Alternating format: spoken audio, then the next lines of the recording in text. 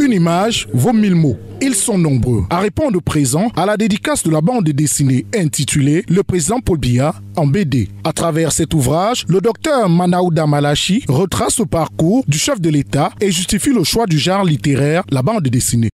La bande dessinée donne une lunette de lecture donc originale, certes, mais surtout une liberté de narration et une plage de créativité dont j'avais besoin pour restituer des phases quelquefois inconnues du public, jamais filmées, mais souvent racontées. La bande dessinée se donne la liberté d'immerger le lecteur dans un environnement, une histoire, un scénario, pour en vivre toutes les vibrations et les émotions qu'on peut en tirer.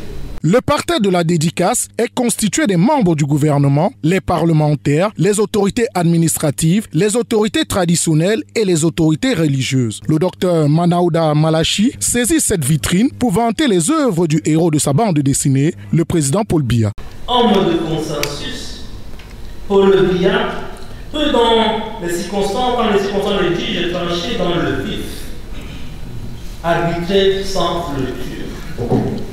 Réputé adepte du temps long, Valentin l'a dit tout à l'heure, il se plaît aussi à réagir en prenant ses pourfendeurs au dépourvu. Présenté comme aligné, il maîtrise l'art de déjouer les scénarios écrits d'avance, s'affranchit des dépendances et résiste à toute pression. Il a toujours rejeté le népotisme et le favoritisme, préférant donc la sobriété et la rectitude.